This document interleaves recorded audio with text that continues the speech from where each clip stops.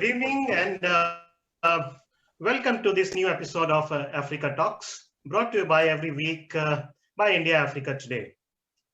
And in today's episode, we'll be talking about the experiment of online education world over, and particularly in Africa, and what have been the challenges and opportunities in terms of learning and accessibility to technology. To talk more about today's issue, I have an eminent panel of 5 speakers today with me.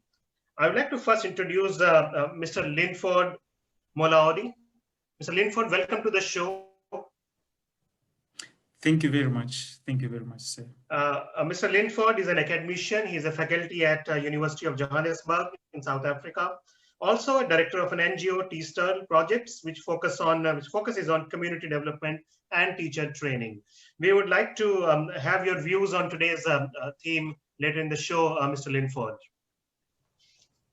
Our second panelist today is Mr. Albert Opoku. He's joining us from Ghana. Mr. Opoku, welcome to Africa Talks. Thank you, sir. Mr. Opoku has been working on digitization of medical education in Ghana. He is also the Deputy Chief Health Tutor at Nursing and Midwifery Training College in Kumasi. We look forward to have your views in the show today, Mr. Albert. Thank you. Thank you. Our next panelist today is Mr. Patrick Kaboyo from Uganda. Mr. Patrick is National Secretary of the Federation of Non-State Education Institutions, Uganda. Mr. Patrick, welcome to the show. Thank you so much, Ralph, for inviting me, and good evening, panel. Great.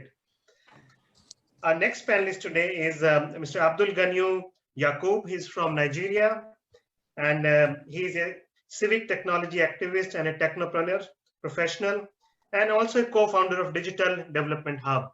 Mr. Yakub, welcome to the show. Thank you very much, Mr. Rao. Our next panelist is Mr. Mohit Gaur. He's from India. He's a tech entrepreneur working on artificial intelligence to create social networking community in the education sector. And he is representing Excellent Africa today in the show. Mr. Mohit Gaur, welcome to the show. Hello, everyone. Great. Friends, this is the seventh month of the year, and then in the last 7 months, the pandemic has devastated millions of lives. More than 12 million people have been infected by the virus, and more than 5 lakh people world over have died because of the pandemic. In the last few months, we have seen that the health crisis is now gradually turning into several more kind of crises, like livelihood crisis, education crisis, and when we specifically talk about children, it's gradually turning into a child rights crisis also. World over, specifically in developing countries like India and in various countries in Africa, it has been seen that because of the pandemic, as schools are closed, children are not able to access not only education, but also nutritious food and health services like immunization services. It's becoming a big challenge for our children, and it's going to have a long-term impact on the health and well-being of our children. Coming back to today's topic, today specifically we'll be discussing about education. As you all know, world over, schools and universities are closed, and in several countries, online education is the new way of providing education or ensuring that children continue to learn even during the pandemic. But how successful this experiment has been, what have been the challenges, and how new opportunities could be created in the coming years in terms of online education. To discuss on that, I have a very eminent group of panelists today. First of all, I would like to go to Mr. Linford Molaodi from South Africa. Mr. Linford, if you could give an overview of online education in your own country in South Africa. What has been done in the context of the pandemic, and what steps have been taken by the government or the non-governmental organizations to ensure that our children and our youth continue to learn even during the pandemic? Mr. Linford. Thank you very much for the opportunity. It may be a phenomenon in almost every country that we have both public and private education. And I'm going to respond on both public and private, and then higher education, as I'm also in higher education. So with regard to the public education, there hasn't been much progress when it came to in ensuring that learners still learn at home. However, there were quite great attempts to do that in terms of broadcasting of digital lessons online, and even on the radio. Those were the attempts that were taken over. But then private education, due to their more advantageous situations, many of them could actually continue the teaching and learning online. And when it comes to higher education, most of our institutions have really transformed into emergency remote teaching and learning. And yeah, some of them really did well, like the university in which I am, which is the University of Johannesburg. We've been on it since May, and we have done quite well, and we're still doing quite well so far. But I have to admit that it's not something that comes easy. It's a great challenge, and we face a lot of resistance from the communities at large, from the students or learners in the basic education, as well as from our vicinities. But much has been done in higher education, but less has been done in the basic education. Okay. Okay, we'll come back to you. You talked about the kind of resistance you have been facing from community and from students, and the kind of challenges that you have faced in the last few months since when you have started the experiment of online education. We'll come back on that point. We would like to go now to Mr. Albert Opoku, who is from Ghana. Mr. Opoku, if you could give us some overview of what steps have been taken in your country to ensure that some kind of continuity in terms of learning is there during the pandemic also. Thank you very much, sir. In Ghana, to us, it's not different from what Linford said. In Ghana, we started with the online teaching right from the basic, both private and public, to the secondary to tertiary. At all these levels, there's some kind of online teaching going on. But it does not come without challenges, as Linford said, pertaining in South Africa. In Ghana, we have a lot of challenges with the internet connectivity. I hope you come back to the challenges. So in Ghana, it's not different from South Africa and other parts of African countries. We are facing challenges. We are trying our best to ensure that learning continue in this pandemic, but without challenges. We have few occasions where we have digital learning on our TVs, on the public TVs and then private TV stations going on to ensure that there's continuity of learning. Okay. So that is what is actually pertaining. We would like to know more details about that later in the show. Coming to you, Mr. Patrick Kaboyo. Mr. Patrick is joining us from Uganda. Mr. Patrick, what is the scenario in your country in terms of education, in terms of ensuring the continuity of education in schools and in colleges during this pandemic? Thank you so much, Mr. Rao and panelists. To start with, this pandemic, of course, happened as a surprise and it found everybody not prepared. And when it happened on the 20th of March, His Excellency the President of Uganda ordered for the closure of all schools. And 2 days after, we drew our children from all education institutions to close to 15 million learners from all ECD universities.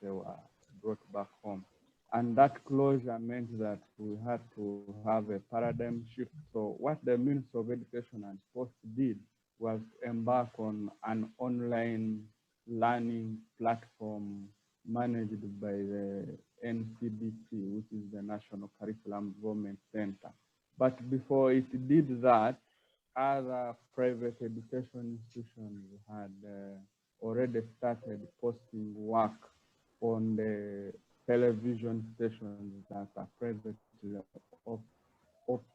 operational in Uganda, ensure that learners from private schools can access their teachers. And as that took root, also government ensured that there is this work from the NCDC channeled to online learning, those that are able. And also we had the ministry think of setting up an online committee that should look at both digital content and online learning in terms of how the whole country can be covered. But to be precise, the online learning has not taken root to all the villages and communities in the country because of inaccessibility to internet, but also electricity connectivity is a bit of a challenge. And as if that's not enough, there is a tariff for every internet user, which is referred to as OTT tax, or the over the top. So even if you have a smartphone, you will not be able to access online learning. And also communities are quite poor, like in any other country. You'll find that parents are struggling to see how they can put food on the table. You know, they are locked up for all these months. And then there is also a cost for internet. So it is quite of a big challenge. And we hope that we do a lot of learning from what we are getting. Yes, great.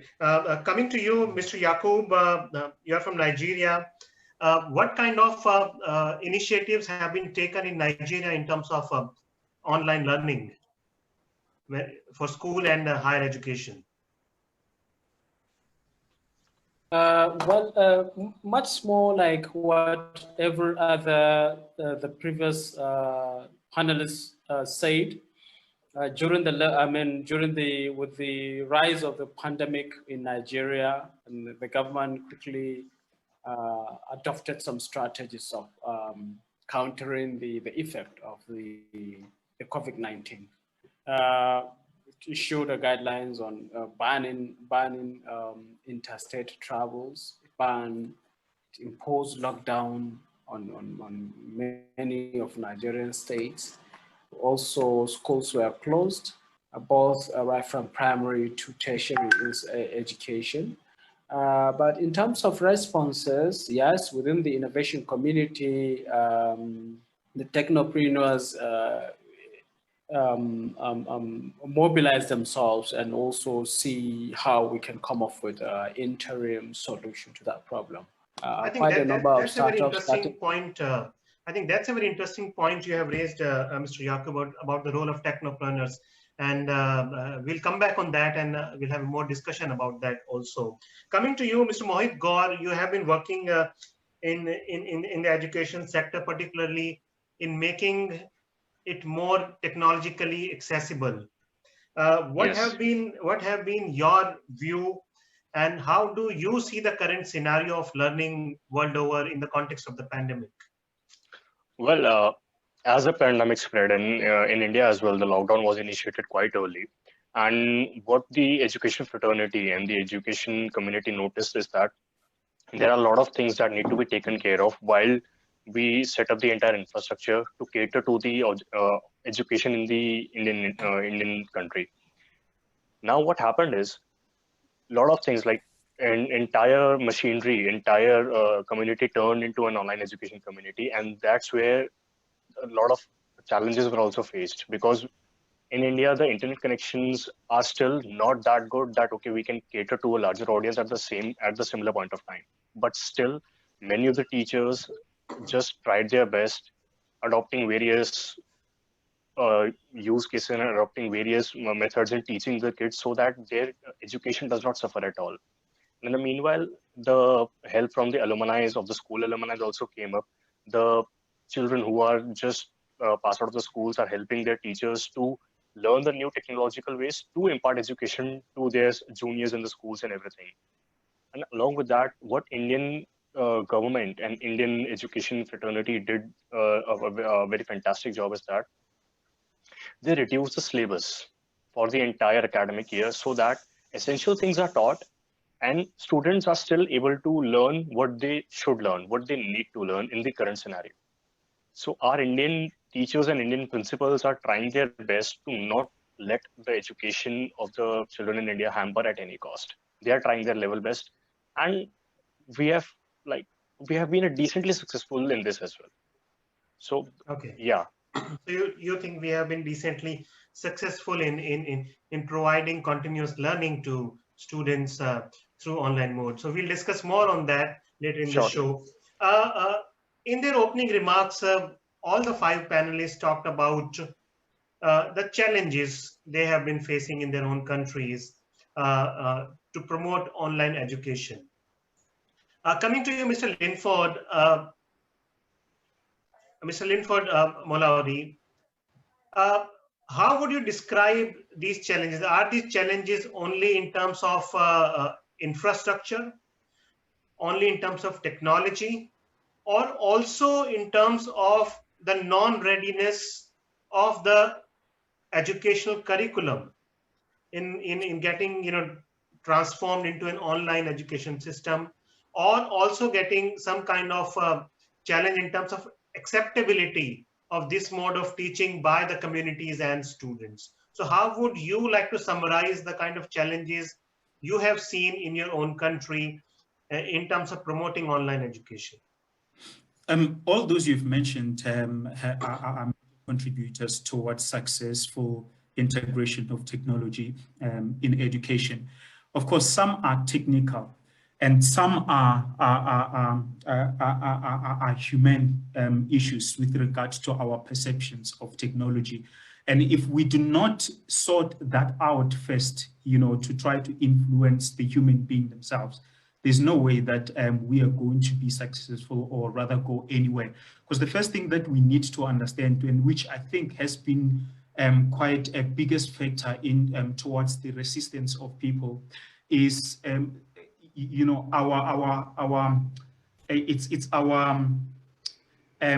got this we are not willing to accept that the world is changing. We are living in a world that is volatile and full of uncertainty, and there's a lot of ambiguity, and we need to accept that.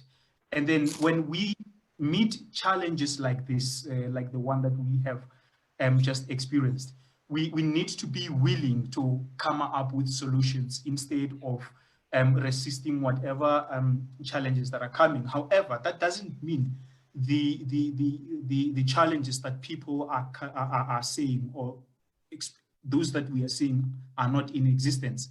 They are.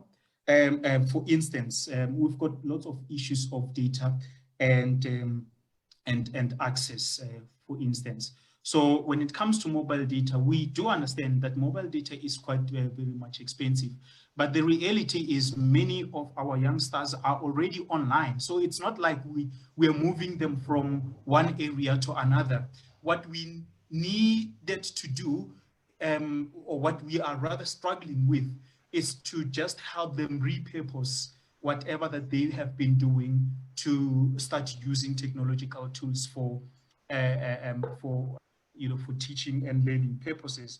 And when it comes to access, some people think of computers, but we end up forgetting that the cell phone on its own can be utilized as a teaching and learning tool. And that's a computer on its own. So we need to start changing perceptions of people to start being solution-based. So that was one of the challenges that we are having. And one of the most, which I think if this one isn't really addressed, we are going to have issues that last forever, is that as much as we some schools or even the institutions of higher learning have transformed into online, into the online space. I don't think online teaching and learning has been attained.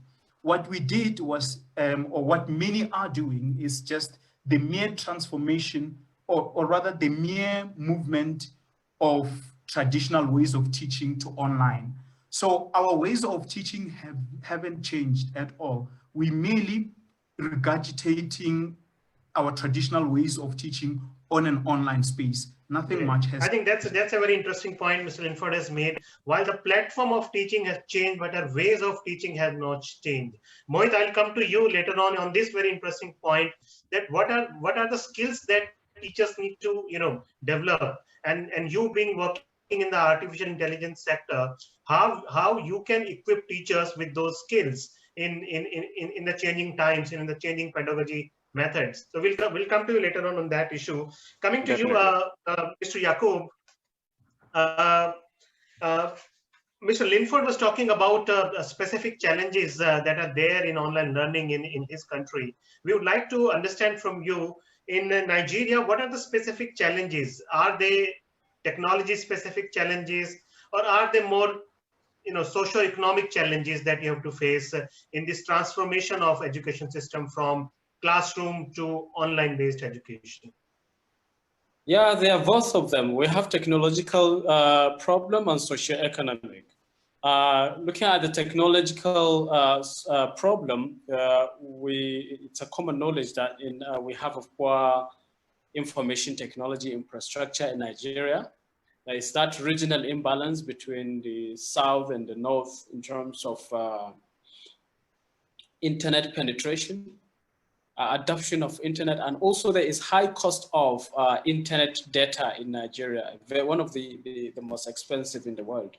So these are major issues. Another very important issue is in Nigeria, we have a problem of electricity, high cost of electricity, and also poor access to electricity. It's also another very big problem. Apart from that, there are also socioeconomic issues. Nigerian educational sector has a very strong labor union, and those labor unions seems to be resistant to this kind of changes. We had an issue with them when the federal government of Nigeria declared that every tertiary institution has to migrate to online teaching and learning, and the forefront union of academics came out to counter those issues, citing poor infrastructure as well as the major reason for them resisting these changes. But then there are a lot of accusations against those organizations in terms of resistance to changes and the rest of them. So this is a combination of many factors in terms of migration to online learning in Nigeria. Yeah. But of course, a huge opportunity to that. The market is huge. The opportunity is big. A little has to be done to make sure that that market has been harnessed. Sure, we'll come to the opportunities also later in the show. Coming to you, Mr. Albert, you have been working for digitization of medical education in the country. How you have been pursuing that, and what have been the challenges in doing that in Ghana? Well, thank you very much. As our colleague panelists have said, the challenges have to do with the infrastructure connecting to internet connectivity. We don't have enough Wi-Fi in our secondary schools and even the tertiary institutions, not alone talking about the lower levels, the primary and then the secondary. So that has been a major problem. That is the internet infrastructure and the information communication technology infrastructure. And it has also come to do with the cost of internet devices. Let's talk about the means of accessing internet, the smartphones, the laptops, and then the tablets which are used to access internet. These devices are quite expensive comparative to our local economy, and therefore most of the average workers in the country cannot afford the smartphone for their children, especially those in our villages. So it puts a very strong deficiency for those people to access internet. And then also internet connectivity again, we mostly, because we don't have enough Wi-Fi in our secondary schools and in our tertiary institutions, we resort to the use of the internet from the telecommunication uh, companies like MTN, Vodafone, the Airtel, Tigo. And it's quite expensive using their data to access online education. So these are problems that is associated with the internet infrastructure and then connectivity. And then we also have problem with the curriculum that is not actually um, emphasized on online education. So when this COVID came and then we were compelled to switch to online teaching and learning, it was actually a difficult situation for us because we have not come to accept that online teaching is part of our system of learning. So when we get to the opportunities, I think that the um, industry should also come in with their support so that we can have some sort of uh, problem solving approach to this Yes, problem that we we are need facing. support from the industry to provide some kind of solutions. Very interesting point which Mr. Albert made was that somehow so many months have gone, but still for several governments and for people, they have not still been able to accept that online education is a formal mode of learning now. So I think it will take some more time to enhance that acceptability of online medium as a preferred mode of learning. Maybe it will take some more months or maybe years to do that. Coming to you, Mr. Patrick Kaboyo, um, talking about Uganda, what are the specific challenges you have seen in Uganda in the last few months in terms of providing online education? Thank you, Mr. Rao. Like any other African country, poverty bites, and we find that a few families have access to a smartphone because with online learning, even if you are to do it at home, you must have a smartphone which is operational, which you can charge. But in the countryside, not in the cities and urban areas, you find that most phones are not charged because we are still relying on the hydroelectric power. There is no diversification of other sources of energy like solar, biogas, and that, of course, hinders online learning. Largely, we are seeing that students' learning is not connected to what goes on at home. Most of them are tired of being at home because they think that being at home does not facilitate or support learning. That to me is a requirement for policy shift so that there should be a way how schools are linked to homes in terms of learning. And also when this COVID hit us as a country, it was during the budget and planning season. We expected that with the pandemic, there would be serious budgetary allocation in terms of mitigation. But our sector did not ask for a supplementary budget or to think aloud that this online learning would require a lot of funding to have both the hardware and software infrastructure set. So in terms of funding, it is still a challenge that we still grapple with. But also another challenge came about with the service providers in terms of telecom companies that were to offer support to the COVID task force.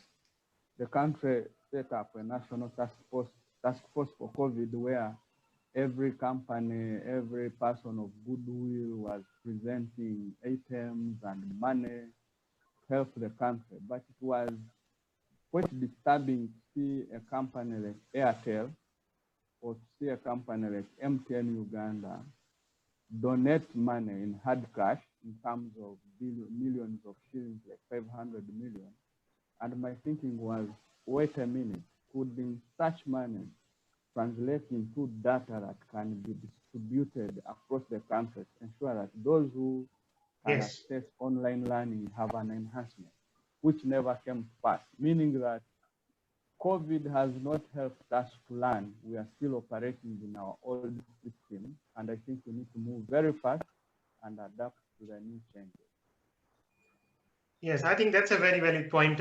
Coming to you, Mr. Mohit Gaur, we have heard our four panelists who are from different African countries, and I think the problems and the challenges they have highlighted are very much similar to what we see in India, in terms of accessibility, in terms of high rates of data, in terms of availability of smartphones.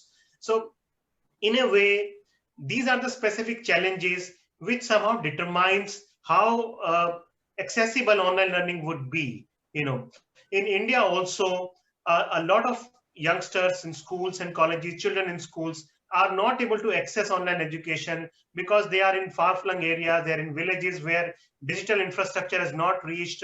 Their family has just one phone, which is not a smartphone. They can't, have classes on that phone. So there are similar kind of, challenges. How, tech entrepreneurs like you can provide some solutions in the coming years to resolve this kind of complex situation and make online education more accessible to people at large? Well, we can use a very detailed strategy and detailed vision in this, if we want to bring education and transform it into an online education space. First, we need to train our teachers and we need to train our educators about the user adaptability of the technology. The teachers should be so much comfortable with using the technology that they should feel like they are sitting and teaching in the class itself. Once the teachers feel comfortable and teachers and online educators are more confident, then they can teach in a better way. Along with that, as you said that the internet accessibility is an issue. Yeah, it is an issue at the moment, but in the coming years, internet accessibility will be very much widespread with the new technologies that are coming up.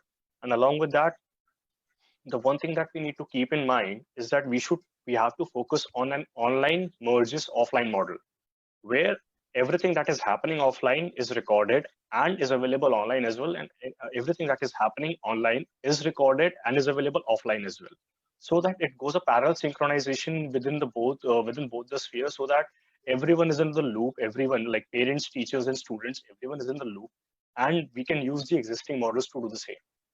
Along with that, we can definitely use artificial intelligence, like technologies like artificial intelligence and IoT, which can be termed as an aid to the teachers, where we can just help the teachers in teaching the courses online, wherein we give them all the facilities that they don't even know that if they would need those or not. But if we provide those services to the teachers and explain the benefits to them, then yes, we can definitely like transition from an offline run mechanism to an offline merges online mechanism. And that's the need of the hour at the moment, because everything that we do at the current like day-to-day life is being turned into an online medium.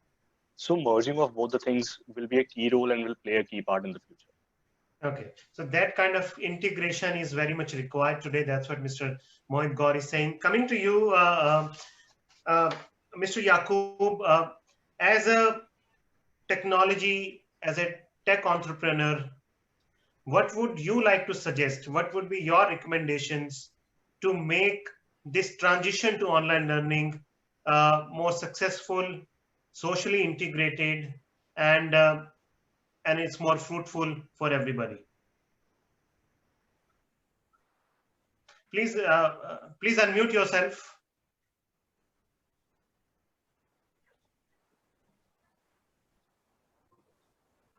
Yes. Can you hear me? Okay, Yes, great. yes, we can hear you now. Yeah, that requires a whole lot of multi-stakeholder approach.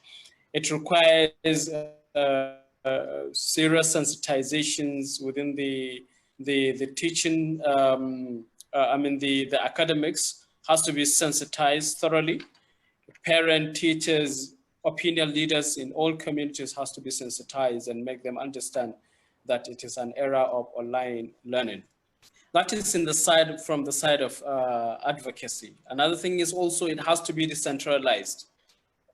Decentralization in the sense that we need to incubate as many startups as we can that can provide those services that are required to ensure penetration of online education in different communities, both hard-to-reach communities, rural and urban communities in Nigeria and Africa at large. And also, we need to sensitize the government to also ensure that improve.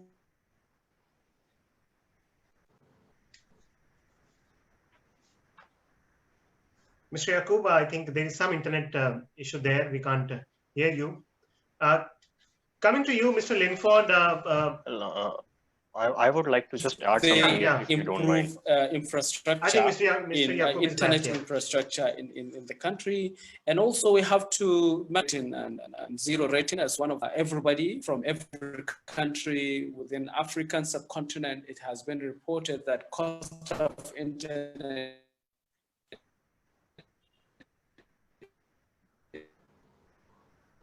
Yeah, Mr. Yakub, I think there is some internet issue there, and we got your point. Coming to you, Mohit, you would like to say something? You're raising your hand. Yeah, definitely. As with all the due respect to all the panelists, I just got a gist that internet accessibility and the high cost of internet accessibility in the African region is a very prime concern to all of us. Well, we can do that. We can do one thing, that we can build up a community of all the educators and government officials and everyone, and along with that we can request the respective governments of the countries to, because education is actually the building block of a nation. Without investing in education, the nation's development is hampered a bit. So what we can request to the government, that we can reduce the cost of internet for essential things like education, like for using educational content online, and for seamless integration in that.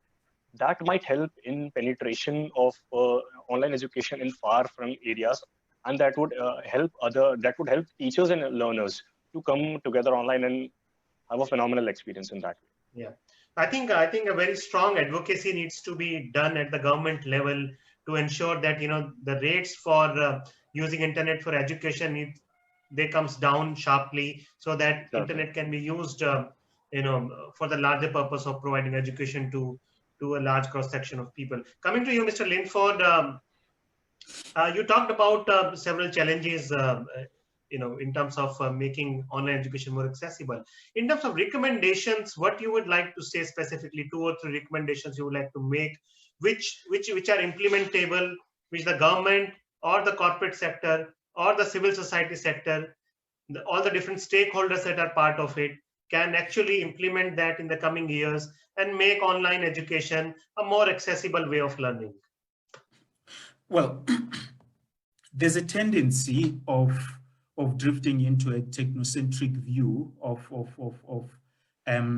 online teaching and learning, or integration of technology in education. We need to understand that here technology does not drive the competencies that we want to reach in education. So we need to start thinking about technology as tools to think with, not tools to learn about. And so that will help us to design infrastructure or technological tools that are intended for learning, not intended for them to drive what learners must learn. Because when you look at the upcoming policies and upcoming solutions that are being brought, especially by lots of either technopreneurs, lots of technicians on the television, on the radio, what we see is that it's good platforms that they have designed, but learning does not take place. A teacher is there as a preacher or as a commander, but there is no investment on what learning is all about. So I think it's time that we start thinking, because this has been going on for a very, very long time, where the designers of technology do not have much knowledge about what learning is all about. So we need to start, combining the two.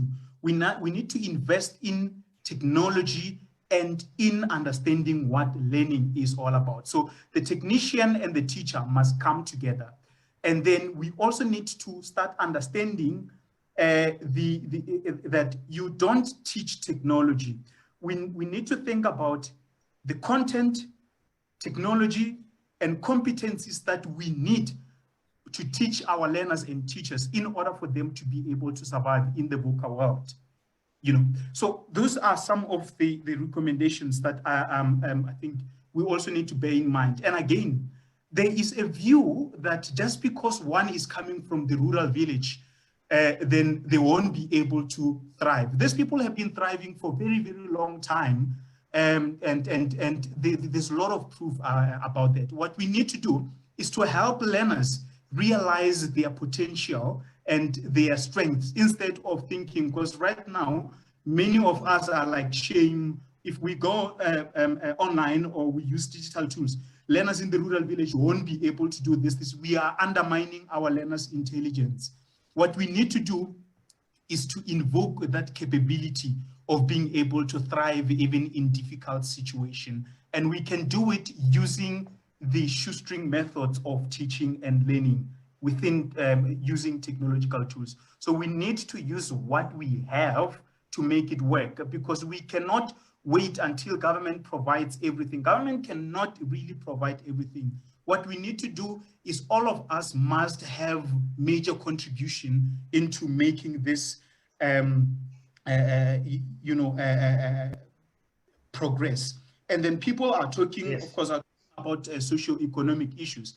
Indeed, socio-economic issues are there, will be there, but at the end of the day, we need to discuss socio-economic issues in tandem with solutions.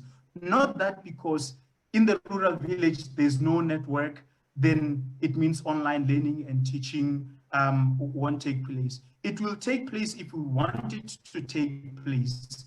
It will take place if we start teaching people that about internet traffic. When during the day should you go online, and how to behave responsibly using the available little data that you have. Just to give you a background context, South Africa with 10 gigabyte day data and 20 gigabyte night safe data, which is what many students have been requesting. So even so they've been provided with that data, but there's still people who complain that that 10 gigabyte data is little. So which means what we did, we provided tools, but have never conscientized students that the tools come with responsibility. If you're not responsible with what you have, we are not going to be responsible. A teacher can never be responsible. So that is what I think lacks, responsibility that comes along some of the decisions. Yes, I think that's a very interesting point, and a very important point you made earlier was that apart from investing in technology, there is a need to invest in the training and capacity building of teachers also, so that there is an integration of technology and the teachers who have to actually use that technology and as a tool to impart learning to students. I think that's a very interesting point. Coming to you, Mr. Albert,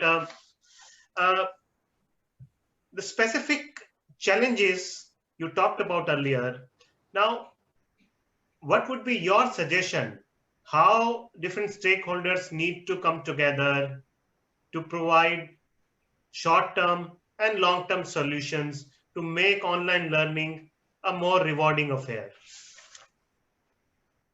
Thank you very much. I think Lemford has made a very interesting and then very vital contribution, as he has said that to make online teaching and learning very easy and then very accommodating for us.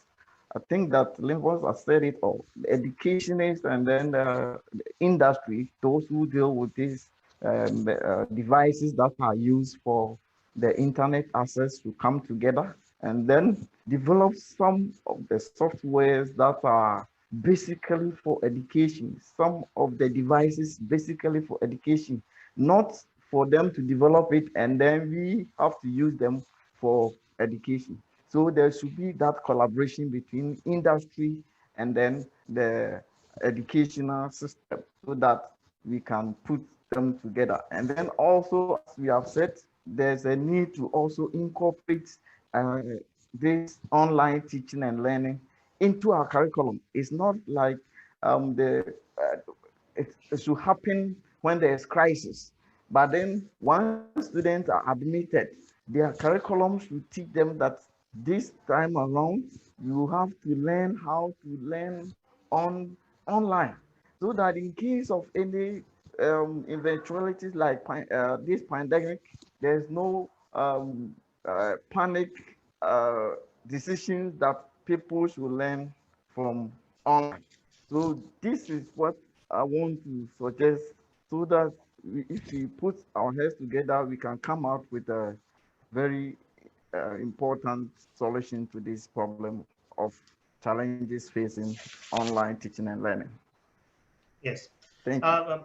Thank you, Mr. Albert. Coming to you, Mr. Patrick Caboyo. Mr. Patrick, can you hear me?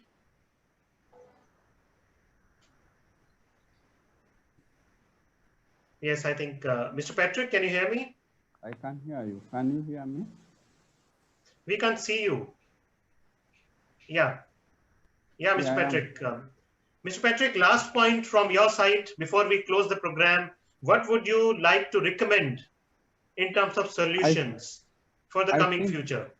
Yes, I have about 3 points to make. One, it is clear to us that much as the SDG tagline is not leaving anyone behind, with this COVID and the challenges we are facing, I think we have been left behind.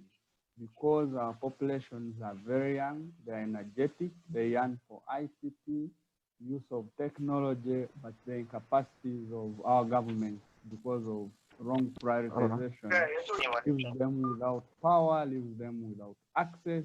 So we can only have the access that Linford is talking about if each one is not left behind. But going forward, I think we have to enact new legislation, ensure that all our people are brought on board. We need to have a policy shift to ensure that where we are spending, we can now have a paradigm shift to fund ICT infrastructure, both hardware and software. But also we need to ensure that the public-private partnerships that we have, like those of telephone and telecom companies, are strengthened to ensure that they are spending where it's right, and that is where the data and internet connectivity for schools should be across board, from nursery up to university. I think that's the way to go. I think that's a very important point. So, Mohit, last word from you as a young technopreneur. How do you see the startup industry making a positive dent in this, in this area of online learning? Please unmute yourself. Sorry, my bad. Yeah. So what I believe is that the startups have to make a ready-to-use solution where teachers don't have to just dwell their mind into learning the technology first and then imparting the education. Like a teacher teaches the best with a chalk and a duster. So these are the tools that are being available, that are being made available to the teachers. In the similar way, we as an industry, we as a startup ecosystem, dealing with the education community, we have to just pull up our socks and we have to just strive to make the solutions ready to use, where teachers don't have to just like learn a lot about technology. They just need to, we just need to make it so easy to use that they just need to teach. So first thing is that. Second, we need to, as mentioned earlier, for later part as well, we need to invest in the capacity building of various teachers as well. As like in India, what is being done, it's like along with the older generation of teachers, there are younger generation of teachers as well, and they are just exchanging their knowledge with each other. The experienced teachers are teaching the new teachers that how to handle the class and everything. Along with that, the younger generation teachers are helping the older ones to understand the technology better. So I guess a symbiotic collaboration of all the stakeholders, be it teachers, student, parents, government, startup industries, and everything, community and everything, we need to just work in a very symbiotic manner so that we can definitely take education to a next paradigm of online education altogether. And Yeah, that's where I exactly. believe the future of education lies. Yeah, exactly. So concerted efforts are required from different stakeholders. Thank you so much, gentlemen, for joining us today in this wonderful conversation. Thank you, Mr. Linford Mallory, Mr. Albert Ofoku, Mr. Patrick Kaboyo, Mr. Abdul Ganyu Yaqub, and Mr. Mohit God for sharing your views today. And we are ending this show on a very positive note. I have heard all of you. All of you are hopeful that if right steps are taken at various levels, at the government level, at the level of civil society, at the level of the corporate and the startup sector, I think if all these stakeholders start working together with the same intensity and with the same objective, online classes could be made more accessible, and in fact learning in a way could reach to a larger cross section of people throughout Africa and India. And one point I would like to make, a lot of experiments are also being done currently in India and in Africa, I'm sure also, about offline education, where internet can't reach, where smartphones are not